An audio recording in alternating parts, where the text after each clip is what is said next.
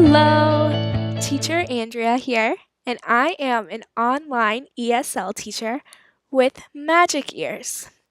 I absolutely love this job, and I am very excited to help anyone succeed through this application process.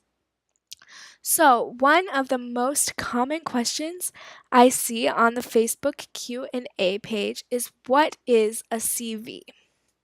So, what is a CV? Well, number one, it is required to apply for a teaching position at Magic Ears.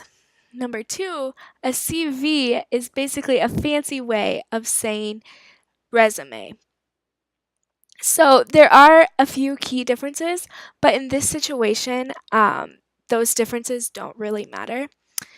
So basically, on your CV, you're just going to list your education, any other certifications you have, as well as your teaching experience.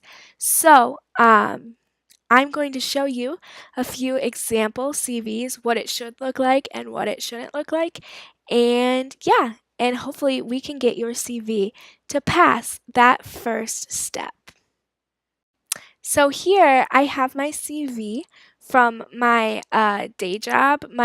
I'm an academic researcher, and so a CV is very important in this field. And so I just kind of wanted to show you what my regular CV looked like. So first, I always have my name here on the top, my email address, and contact information. Then I listed my education, and I always list this at the top because I think it's very important. I listed my undergrad as well as I'm currently going for my PhD. So for me, this stands out, and so this is what I want to be on top. I have some funding, and then I listed all my research experience in very detailed depth. Courses, my teaching experience. So this is a very, very long document, presentations, very, very long. For Magic Ears, this is not what you want. For Magic Ears, this is my example for Magic Ears. It's much, much simpler. I still have my name and contact information up here. I listed my education first still because I think this makes me stand out from other applicants. I listed my certifications. I have this 120-hour TESOL certification. So I listed that because I thought it would be important.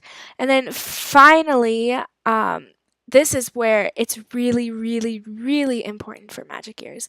My employment history. I listed the other online teaching job that I have.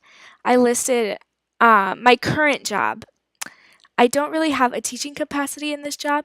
However, I thought it was important that they know what I'm currently doing. I also listed my tutoring jobs during undergrad, and then I listed when I was a camp counselor. And I really want to point out that I put these taglines underneath here that says engaged and taught children ages 5 through 17. So this is important because it's actually a computer reading these resumes. So they're looking for words like taught and children and teaching. This is when I worked at a daycare, and it wasn't necessarily teaching like ABCs, but it was teaching these kids daily activities. So these words are important in this section. I also included other teaching experiences that I had, including some trainings and when I was a teaching assistant at 2 different universities. And then finally, I included awards and honors. And I kind of highlighted here my Excellence in Student Teaching Award. Although this wasn't with young children and was with college age students, I still think having that word teaching and an award is very helpful. So yeah, this is the example that I sent to teachers who are interested in applying for Magic Ears. So now that I have shown you a few example CVs and most importantly, a good example of a Magic Ears CV, I want to leave you with 3 takeaways.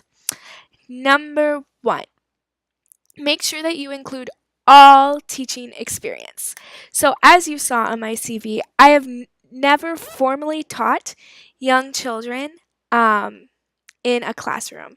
I've never taught children their ABCs and I've never formally taught English in a classroom. But I listed every teaching experience that I have had.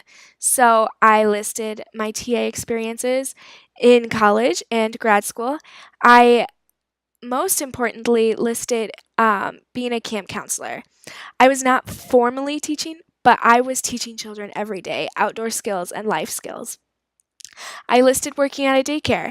I was teaching children everyday life skills and how to behave, etc., etc. So I never formally taught, and I don't have a formal teaching degree, but listing all your experiences is key.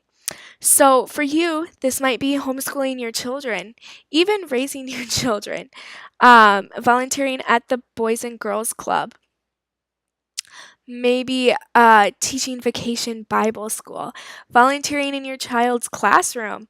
All of these things should be on that Magic Ears CV.